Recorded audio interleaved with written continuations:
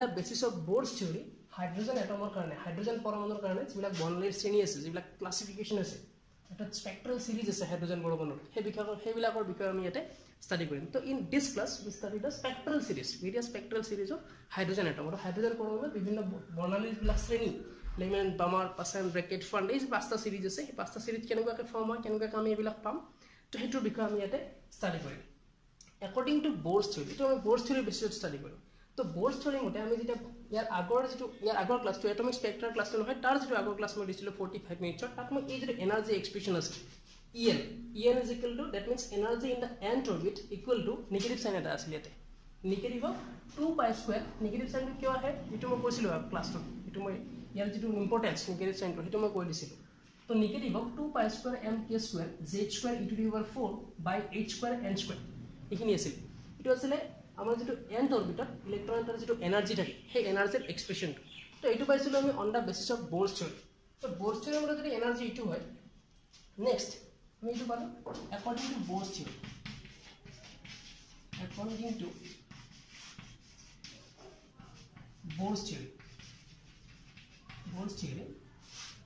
the energy according to Bohr's theory the energy of an electron the energy of an electron in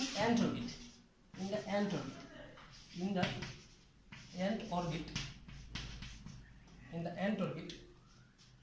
is given by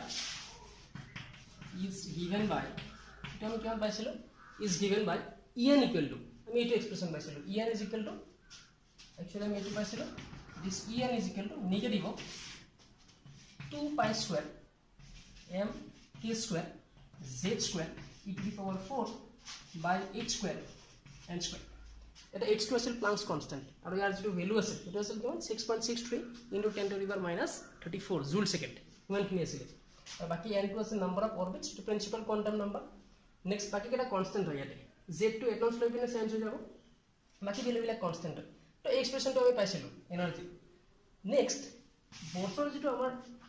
quota condition আছে বড় কোনটো condition আছে বড়ৰ যেটো frequency condition number যেটো 4 আছে Bohr's postulate আমি এখিনি পাইছিলো যেটো কন্ডিশন নাম্বার 4 আছে according to Bohr's frequency condition according to Bohr's frequency condition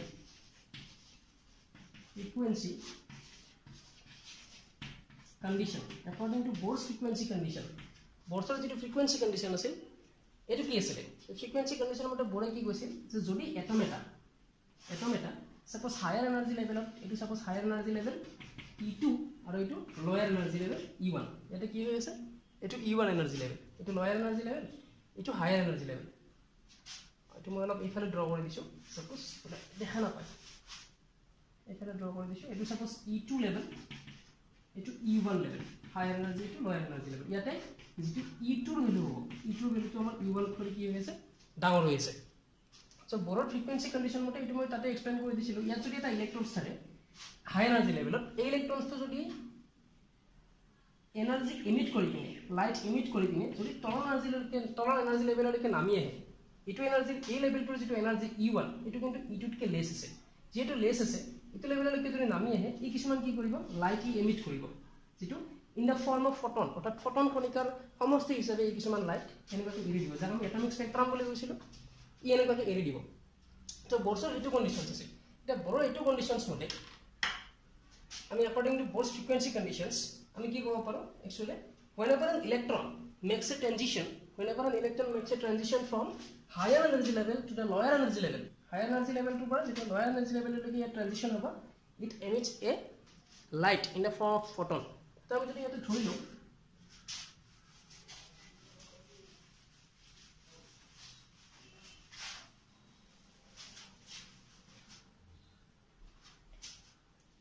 suppose এই এনাৰ্জি লেভেলটো আমি n2 বুলি কলো আৰু এই যেটো এনার্জি লেভেল আছে এই এনার্জি লেভেলটো আমি n1 বুলি কৈছো এটো এনার্জি লেভেল n2 বুলি কৈছো n2 আৰু এটো এনাৰ্জি লেভেল আছিল আমাৰ n1 এটা এটো বড় যদি হয় যে n2 হাই এনাৰ্জি লেভেলৰ পৰা যদি n1 লো এনাৰ্জি লেভেললৈকে ইলেক্ট্ৰনটো ট্ৰানজিশন হয় তেতিয়া হলে আমি কি লিখিব পাৰো ইয়াৰ পৰা যে যিমানখিনি এনাৰ্জি এৰি দিব মই কৈছিলো এইখিনি কি হিচাপে এৰি দিব ফটন পাৰ্টিকল হিচাপে ফটন কণিকা হিচাপে এৰি দিব আৰু ফটনৰ এনাৰ্জি কিমান হয় এটো আমি আইনষ্টাইন যেটো ফটো ইলেক্ট্ৰিক ইফেক্টত পাম h nu হয় আৰু আমি ফ্ৰিকুৱেন্সি কন্ডিশনতো পাইছিলো ফ্ৰিকুৱেন্সি কন্ডিশনত পাইছিলো যে এই যিমানখিনি কিমানখিনি এনাৰ্জি এৰি দিব যে এই লেভেলটো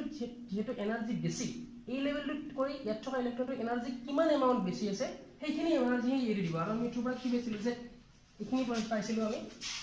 h nu actually এনেকুৱা হয় যে e2 - e1 এনেকুৱা হয় h nu অৰ্থাৎ কিমানখিনি এনাৰ্জি হ'ব যেটো এই লেভেল দুটাৰ এনাৰ্জি ডিফাৰেন্সৰ ইকুৱেল হ'ব h nu e equal to h nu এটো ফৰ্মুলাৰ পৰা আহিছে তো যেহেতু এটো n2 লেভেল বুলি কৈছো তো আমি এটো e2 বুলি নকওঁ ডাইৰেক্ট en2 আৰু এটো আমি কি বুলি কম en1 এই দুটা লেভেলৰ যেটো এনাৰ্জি ডিফাৰেন্স আহিব each energy that much of energy is h nu এতিয়া আমি যদি ইয়াতে বহাই দিও h nu equal to ইয়াৰ এক্সপ্ৰেশনটো কি পাইছিলো এটো পাইছিলো এটো পুট কৰি দিলে হ'ল ইয়াতে নিগেটিভ সাইন এটা আছিল ইয়াতে এটো constant 2 pi square m k square z square e to the power 4 এই গোটেইখিনি কনস্ট্যান্ট ইয়াতে e to the power 4 divided by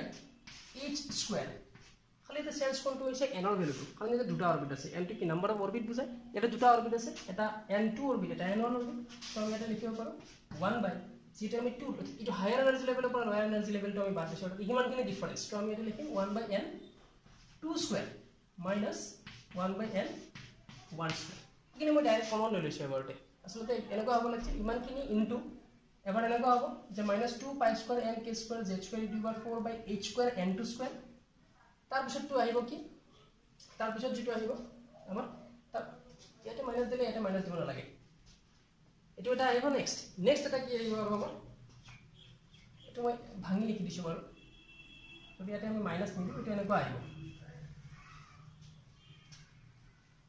suppose মই এটো ভাঙি লিখি দিছো তোমালোকক ডাইৰেক্ট লিখি দিছো এটো ভাঙি লিখি দিছো চাবা যদি আমি এনেকুৱাকে লিখো যে -2 pi square m k square z square e to the power 4 by h square first n2 level আহিব n2 level যদি আহে এটা n2 square next কি আহিব যেটো মাইনাস চিহ্ন আছে ইয়াটো মাইনাস চিহ্ন আহিব next এটা আকৌ মাইনাস দিছে that means এটো তোমাৰ এটো যদি ব্ৰ্যাকেটৰ ভিতৰত ৰাখো এটা এনেকুৱা আহিব -2 pi square m k square z square e to the power 4 by h square and 1 square ইমানখিনি আহিব ইয়াতে এতিয়া আমি যদি চাও ইয়াতে কি হৈছে তো মাইনাস মাইনাস এটা প্লাস হৈ যাব এইখিনি যদি মাইনাস মাইনাস প্লাস হৈ যায়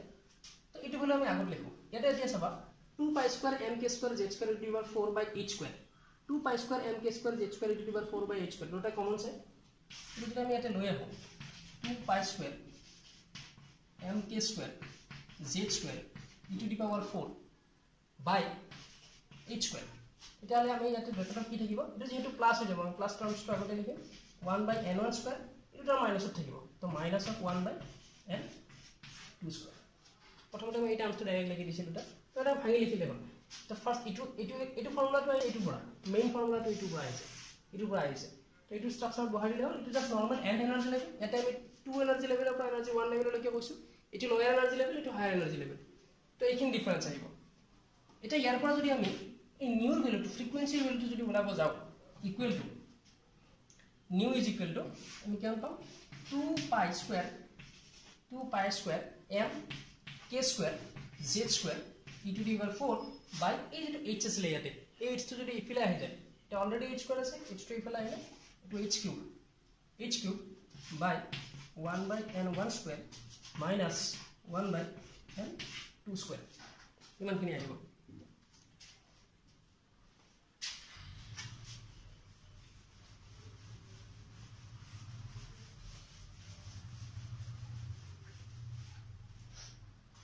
তো আমরা এবার রিজাল্ট খিনি ইমানখিনি কি হল ভ্যালু নিউর ভ্যালু again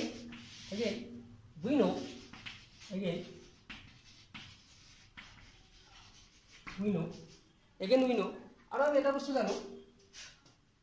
যে এটো ফর্মুলা আমি আগতে পাইছিলো যে c equal to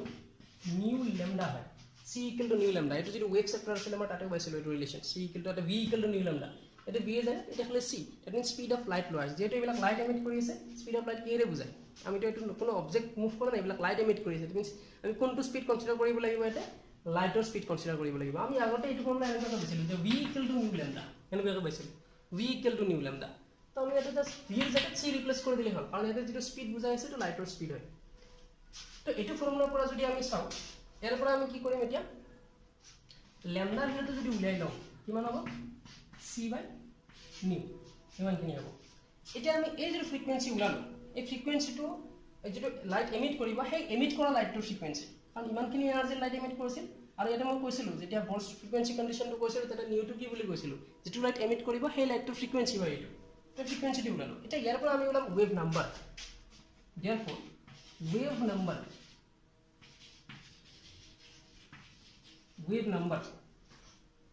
therefore wave number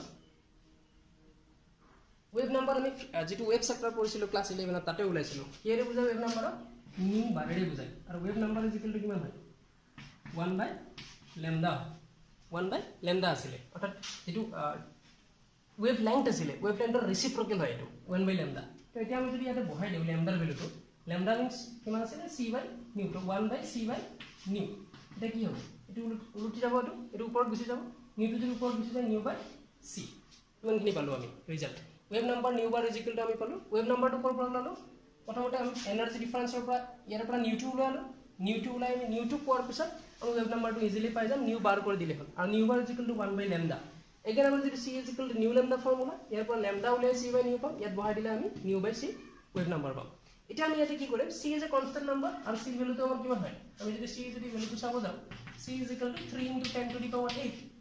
metre per second ইমানখিনি হয় লাইটৰ স্পীড ইন ফ্ৰী স্পেস তো এটা যদি ইয়াতে আমি নিউ ভ্যালুটো পুট কৰি দিও কাৰণ আমি নিউ ভ্যালু অলৰেডি পাই আছো ইয়াতে এটা আমি তাতে নিউ ভ্যালুটো পুট কৰি দিম নিউ ভ্যালুটো পুট কৰি দিলে আমি কি পাম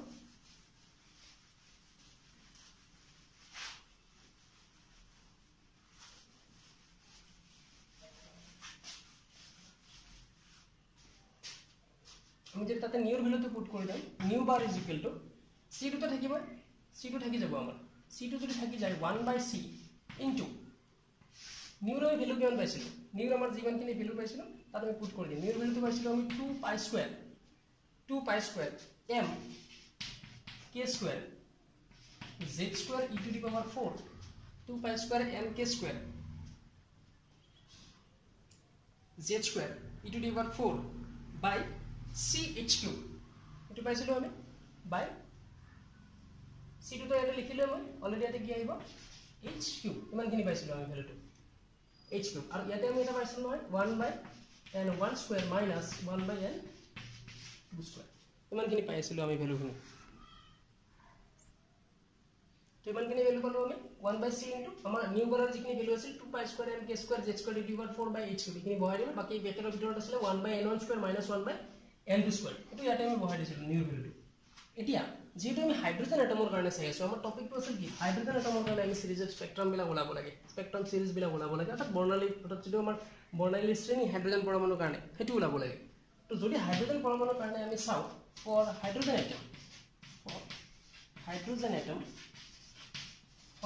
এটম হাইড্ৰোজেন পৰমাণুৰ বাবে কি হ'ব 0 যেটো ভ্যালু হ'ব এটো কিমান হ'ব 1 হ'ব কাৰণ হাইড্ৰোজেন যেটো কি বুজায় এটো এটমিক নাম্বাৰ বুজায় হাইড্ৰোজেনৰ কেইটা তোমাৰ ইলেক্ট্ৰনছ থাকিব এটা ইলেক্ট্ৰনছ থাকিব যেটো এটা ইলেক্ট্ৰনছ থাকিব that means z is equal two কি হ'ব ইয়াতে 1 হ'ব যদি z ইজ ইকুয়াল টু 1 বহাই দিও therefore new bar equal to আমাৰ কিমান হ'ব 2π² m k² e⁻4 এটা 1² বহাই দিলে 2 1 হৈ যাব h e⁻4 by ch³ এটা হ'ব ch² আৰু এটা থাকিব কি 1/n1² minus 1/n2² ইমান কিন থাকিব 1/n1² minus 1/n2² ইমান কিন গলি আহিব আমাৰ নিউ বাৰৰ ভ্যালু ইমান কিন পালো এতিয়া আমি যদি এই কোয়ান্টিটিখিনি ভালকে যদি অবজার্ভ কৰো ইয়াতে 2 is a constant number π² is also a constant number m mass of electrons constant number k এর ভ্যালু কিমান আছিল 9 * 10⁹ এটো আমি যেটো তাহাতৰ মাজত থকা যদি অ্যাট্ৰাকশন ফোৰ্স ইলেক্ট্ৰনছ আৰু নিউক্লিয়াছৰ মাজত থকা তাৰ পৰা হৈছিল এটো k এৰ ভ্যালুটো আগৰ ক্লাস বিলাক চালে গম পাবা তো এটো k টু ফিক্স অর্থাৎ k2 is a constant number k এর ভ্যালুটো এর value constant number charge of electrons c speed of light constant number h Planck's constant তো এটো তো constant number that means এই গোটেইখিনি আমাৰ কি হৈছে এই এজ এ হোল এই গোটেই কোয়ান্টিটিখিনি আমাৰ কি হৈছে কনষ্টেণ্ট নম্বৰ হৈ আছে যদি এই গোটেই কোৱান্টিটিখিনি কনষ্টেণ্ট হয় এই গোটেই কোৱান্টিটিখিনি একালগে কোৱা হয় capital R 1/n1 square minus 1/n 2 square এটো কোৱা হয় R into 1/n1 square minus 1/n2 square এই যেটো R আমি কনষ্টেণ্ট পালো যাৰ ভ্যালুটো হৈছে R = 2 pi square m k square divided by 4 by ch cube এটো কোৱা হয়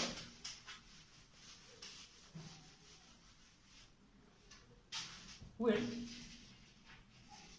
এই যেটো R পালো আমি R equal to কিমান পালো R এর ভ্যালুটো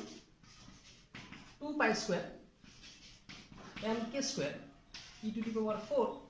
by c h cube এই যেটো R এর ভ্যালু আমি পালো এইখিনি এই R এর ভ্যালু এই গোটেইখিনি একালগে কোৱা হ'ব রিডবার্গ কনস্ট্যান্ট এই আর এই যেটো কনস্ট্যান্ট এই গোটেইখিনি কনস্ট্যান্ট গতিকে এই হোল এজ এ হোল গোটেই কনস্ট্যান্টক কোৱা হয় ৰিডবাৰ্গ কনস্ট্যান্ট এটো কোৱা হয় ৰিডবাৰ্গ কনস্ট্যান্ট এটা ৰিডবাৰ্গ কনস্ট্যান্টৰ যদি আমি ভ্যালু চাব যাও কনস্ট্যান্ট যেটো ইয়াতে ভ্যালু থাকিব সেই গোটেইবিলাক ভ্যালু যদি ইয়াতে আমি গোটেইবিলাকৰ যদি ভ্যালু বহাই দিও 2 pi square m k square e k এর ভ্যালু e এর ভ্যালু m এর ভ্যালু c এর ভ্যালু h এর ভ্যালু গোটেইবিলাক নন ভ্যালু আমি যদি গোটেইবিলাক তাতে বহাই দিও গোটেইবিলাক বহাই দিলে ইয়াৰ যেটো ভ্যালু আহিব সেই ভ্যালুটো আহিব ইয়াৰে r 1.0 আর কিমান আহিব 1.0973 আহিব 1.0973 into 10 to the power 7 কারণ ইয়াতে যদি আমি 1.6 বহাই দিও 10 to the power 7 ইউনিট টু লিখিব ইয়াৰ মিটাৰ পাৰ সেকেন্ড ইউনিট টু থাকিব metre per second sorry metre per second হবো না কাৰণ এটা ভেলোসিটি নহয় পাৰ মিটাৰ হবে ইউনিটটো কাৰণ ইয়াৰ ইউনিট নাথাকে এটো ইউনিট কি আহিব এই গোটেইবিলাক সব ক্যান্সেল হৈ গ'লে এটা মাস বুজাব তো গোটেইখিনি ক্যান্সেল হৈ এটা পার মিটার থাকিব পার মিটার থাকিব এই ভ্যালুটো আমি মনত ৰাখিব লাগিব এই ভ্যালুটো আমাক এক্সামত সাপ্লাই নি দিব পাৰে গতিকে r ৰ যেটো ৰিডবাৰ্গ কনস্ট্যান্টৰ যেটো ভ্যালু এই ভ্যালুটো আমি মনত ৰাখিব লাগিব কিমান হ'ব 1.0973 into 10 to the power 7 per meter আমি এটো কেতিয়া আহিব যেতিয়া আমি গোটেইবিলাক ভ্যালু এতে পুট কৰি দিম হাইড্ৰোজেনৰ ভ্যালু জেডৰ ভ্যালু 1 বহোৱা হৈছে ফৰ হাইড্ৰোজেন এটম পুট কৰি দিলে এটো কোৱা হয় একালগে ৰিডবাৰ্গ কনস্ট্যান্ট যাৰ ভ্যালু হ'ল 1.0973 into 10 to the power 7 per meter তো এই গোটেইখিনি আছে এই যেটো ইকুয়েশন আমার যদি এই যেটো ইকুয়েশন পালো ইকুয়েশন নাম্বার আমার এই যেটো পালো এই r এর কারণে যেটো ইকুয়েশন পালো আমি r = 2 pi square m k square e to the power 4 by c h cube এটা কোয়া হয় রিডবার্গ ফর্মুলা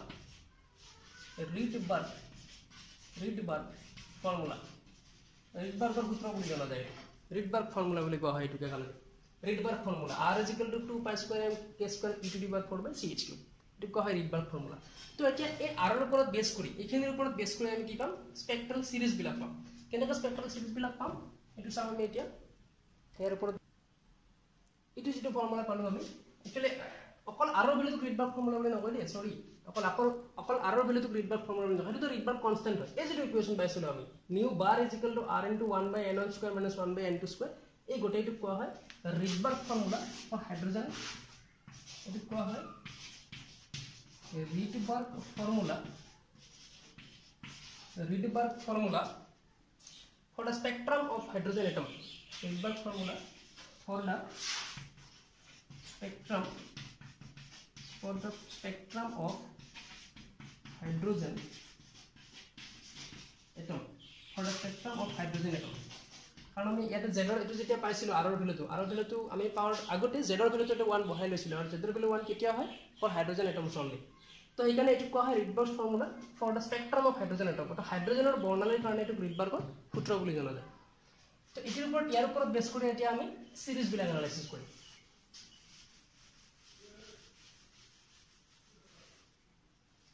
সিৰিজ বিলাক এনালাইসিস কেনে কৰে আমাৰ যেটো ফাৰ্স্ট সিৰিজ আহিব ফাৰ্স্ট সিৰিজটো হৈছে আমাৰ নাম্বাৰ 1 সিৰিজ যাক কোৱা হয় লেমন সিৰিজ এটো কোৱা হয় লেমন সিৰিজ অসমত কোৱা হয় এটো লেমন শ্ৰেণী বুলি কোৱা হয় লেমন শ্রেণী আমি কেতিয়া পাম যদি এটা ইলেক্ট্রনস if an electron jumps from higher energy level if an electron jumps from higher energy level to আমি কি বুজাইছিল n2 ৰে বুজাইছিল আৰু lower energy level to আমি কি বুজাইছিল n1 ৰে বুজাইছিল যদি এটা ইলেক্ট্ৰনছ higher energy level তে কোনটো higher energy level এই সেকেন্ড অরবিটাল হ'ব পাৰে থাৰ্ড অৰবিটালৰ পৰা হ'ব পাৰে এলেগতে আপ টু ফোৰ্থৰ পৰা হ'ব পাৰে কিমানটা অৰবিট থাকিব পাৰে যিকোনো অৰবিট অৰ্থাৎ যেটো ফাৰ্স্ট অৰবিট থাকিব যেটো গ্ৰাউন্ড লেভেল বুলি কোৱা হয় সেই গ্ৰাউন্ড লেভেলতকে ওপৰত থাকিলে হয় সেইটো তাৰ কাৰণে কি হ'ব দুই নম্বৰটো একৰ ৰেসপেক্টেড কি হ'ব হায়াৰ হ'ব আৰু তিন নম্বৰটো একৰ ওৱান এনাৰ্জি লেভেল যেটো তাতকে কি হ'ব এটো হায়াৰ হ'ব দ্যাট মিন্স আমি যদি চাব ইয়াতকে যে ডাউন হলে হয় এটা 2 3 4 0 পৰা আহক 2 3 4 যোনটো এনাৰ্জি লেভেলৰ পৰা যদি নাহক নামি ইলেক্ট্ৰন এটা যদি গ্ৰাউন্ড লেভেললৈকে নামি আহে নাম্বাৰ 1 লেভেললৈকে যদি নামি আহে n1 ৰ ভ্যালু কিমান হ'ব লাগিব 1 হ'ব লাগিব n1 ৰ ভ্যালু তেতিয়া হলে আমি যেটো স্পেকট্ৰাম পাম আমি যেটো সিৰিজ পাম লাইটৰ আমি যেটো স্পেকট্ৰাম পাম এটো কোৱা হয় লাইমেন সিৰিজ এটো কোৱা হয় এটা লাইমেন সিরিজ যেটো আমি স্পেকট্রাম আমি পাম সেট অফ স্পেকট্রাল লাইনস আমি এটা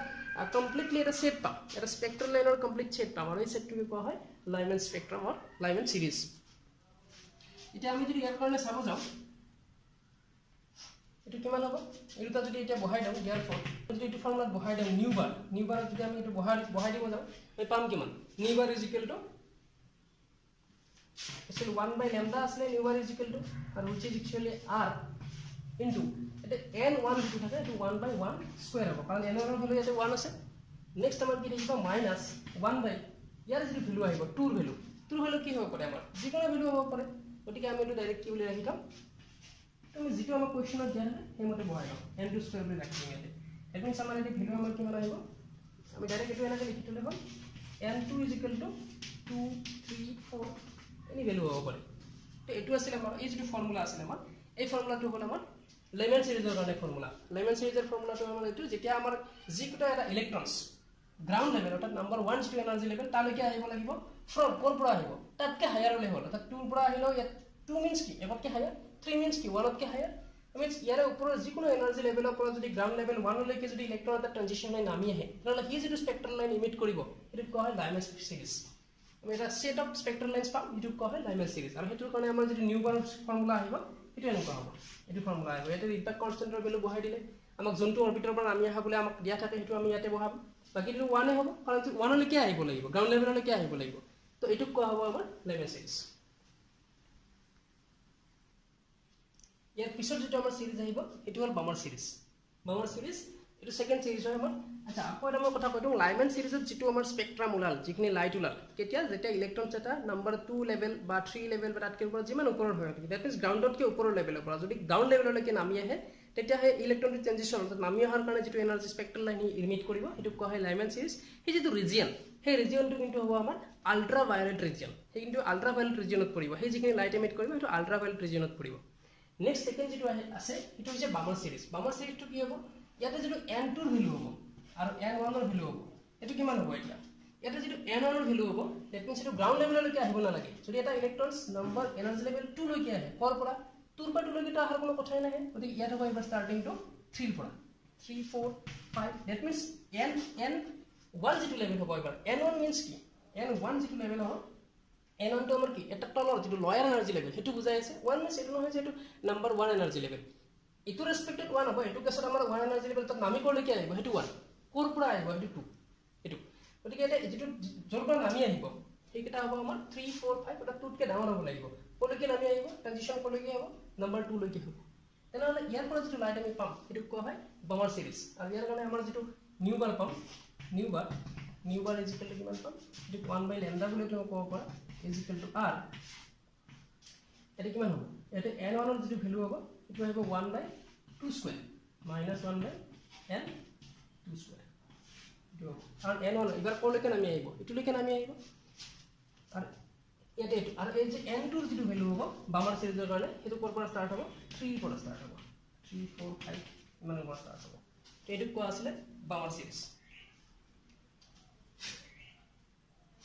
এটা আৰু এটা কথা কৈছো মই বামাৰ সিৰিজ যেটো লাইট ওলাব বামাৰ সিৰিজত কি হ'ব ইলেক্ট্ৰন এটা ট্ৰানজিশন হ'ল নামি আহিলে 3 পৰা বা 4 পৰা 5 পৰা যিকোনো এটা এনাৰ্জি লেভেলৰ পৰা এনাৰ্জি লেভেল 2 লৈকে নামি আহিলে তেতিয়া হলে যেটো লাইট এমিট কৰিব এটো কিন্তু পৰিব ভিজিবল ৰিজিয়নত অৰ্থাৎ আমি এটো দেখা পাম ভিজিবল লাইট হয় এটো ভিজিবল ৰিজিয়নত পৰিব এটো আমি লাইট আমি দেখা পাম ইজিলি ইয়াৰ পিছত আছে নাম্বাৰ 3 যেটো আছে এটো হ'ল আমাৰ নাম্বাৰ 3 যেটো পৰিব কি সিৰিজ হ'ব এটো হ'ব আমাৰ কাৰণে পাৰ্সন সিৰিজ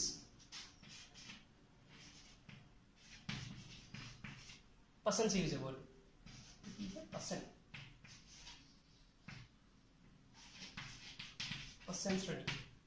পাৰ্সন সিৰিজ হ'ব পাৰ্সন সিৰিজত কি হ'ব এই এনাৰ্জি লেভেল কোনটো হ'ব পাৰিবা নিশ্চয় N1 অৰ্থাৎ জলৈকে নামি আহিব এটো কোলৈকে নামি আহিব লাগিব নম্বৰ 3 লৈকে নামি আহিব লাগিব কোৰ পৰা আপ টু 4 ৰ পৰা 4 5 6 ইফালে যিমান যায়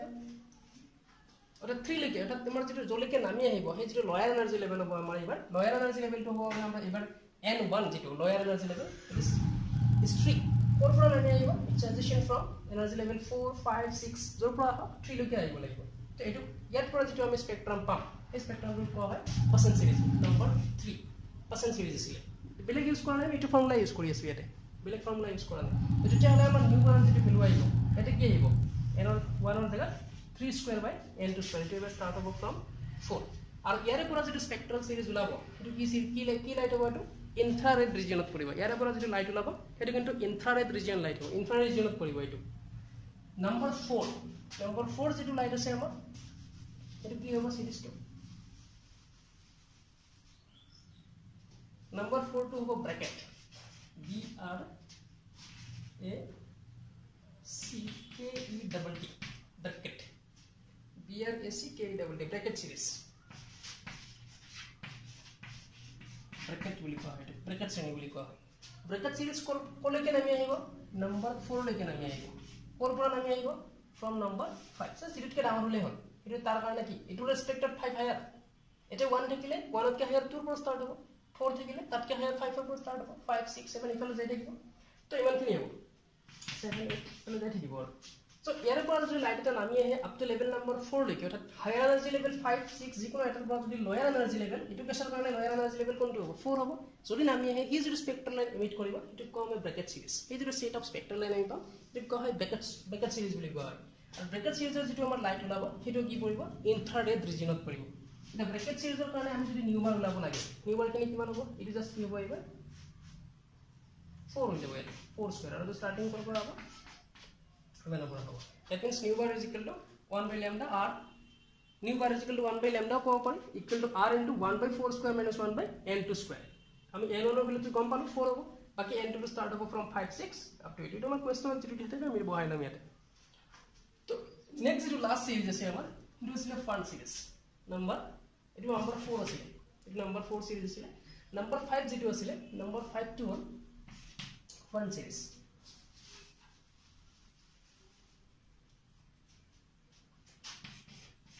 F U N D এটা P2 এটো pronunciation যেটো P যেটো P fund বলি নাম আছে ফান্ড বলি pronunciation হয় P2 উজ্জ হৈ থাকে সাইলেন্ট এটো সাইলেন্ট হৈ থাকে এটা কি কৰা হয় ফান্ড সিৰিজ ফান্ড শ্ৰেণী এটা কি হ'ব এৰনৰ যেটো ভ্যালু ওটা কোলৈকে নামি আহিব 5 লৈকে নামি আহিব 4 পৰা নামি আহিব স্টার্টিং ফ্রম 6 তাতকে হায়ার এনার্জি লেভেল কোনটো হ'ব 6 হ'ব 7 হ'ব 8 হ'ব 9 হ'ব বিলা হ'ব এটো হ'ব যদি এটা যিকোনো এটা ইলেক্ট্ৰনস যদি এটা এনাৰ্জি লেভেল নাম্বাৰ 6 বা লেভেল নাম্বাৰ 7 লেভেল নাম্বাৰ 8 বা যিকোনো এনাৰ্জি লেভেল 9 ইবিলাকৰ পৰা যদি ট্রানজিশন হয় to the energy level lower energy level যেটো হ'ব এটো n1 means lower energy level n2 means higher energy level n2 means lower energy level so এটো লৈকে ট্রানজিশন হয় তেতিয়া হলে 5 লৈকে তাৰ কাৰণে আমি যেটো স্পেক্ট্ৰাল সিৰিজ পাম এটো কোৱা হয় ফান সিৰিজ আৰু ফান সিৰিজৰ যেটো লাইট লাব এটো কি পৰিব ইয়াতে ইনফ্ৰাৰেড ৰিজিয়নতে পৰিব এটো ইনফ্ৰাৰেড ৰিজিয়নত পৰিব আৰু তাৰ কাৰণে যদি আমি ওয়েভ নাম্বার ওলাব যাও wave number new bar is equal two 1 by lambda is equal to r to 1 by lambda লিখিব পাৰি ইকুয়াল টু ফর্মুলাটো কি আছিল r into 1 by n1 square minus 1 by n2 square 1 by n1 square n1 ৰ value এবাৰ আমাৰ কিমান আহিব 5 তো এটা কি আহিব এটো 5 আহিব n2 ভ্যালু কিমান আহিব এটা স্টার্টিং ফ্রম 6 6 7 8 9 যাই থাকিব তো এটো হইল আমাৰ ফান সিৰিজ এই পাঁচটা সিৰিজ পাম আমি এতকে বেছি হ'ব নোৱাৰে এই পাঁচটা আমি সিরিজ পাম এটা এই পাঁচটা সিরিজ অলরেডি আমি গম পালো নেক্সট ক্লাছত আমি এনার্জি লেভেল ডায়াগ্রাম চাম for hydrogen atom এই যিবিলাক আমি সিরিজ পড়া এই সিরিজ বিলাক আমি ইন ডায়াগ্রাম আমি রিপ্রেজেন্টেশন কৰিম যেটো কোৱা হয় energy level diagram for hydrogen atom মানে এইবিলাক গোটেইবিলাক হাইড্ৰজেনৰ কাৰণে চাই আছোঁ আমি কাৰণ তাতে জেড ইজিকেলটো আমি কি বহাইছিলোঁ এই যিটো ফৰ্মুলাটো পাইছিলোঁ এইটো ফৰ্মুলা ওলাওঁতে আমি জেড ইজিকেলটো কিন্তু 1 পুট কৰিছোঁ জেড ইজিকেলটো 1 অনলি ফৰ হাইড্ৰজেন এটম তো আমি যেহেতু হাইড্ৰজেন এটমৰ কাৰণে এইটো চাইছিলোঁ গতিকে ইয়াৰ পিছত আমি এনাৰ্জি লেভেলবিলাক ইনে ডায়েগ্ৰাম আমি ড্ৰ কৰিম যিটো কোৱা হয় energy level diagram for hydrogen atom তো এইখিনি ক্লাছত এইখিনিয়ে আমি spectral series of hydrogen atom সিৰিজবিলাক গম পালোঁ কি এইবিলাক আমি এতিয়া নেক্সট ক্লাছত ডায়েগ্ৰামেটিকেলি আমি ৰিপ্ৰেজেণ্টেশ্যন কৰিম তো এইটো ক্লাছত এইখিনিয়ে কিবা নোৱাৰা থাকিলে সুধিলেই হ'ল কমেণ্ট বক্সত আৰু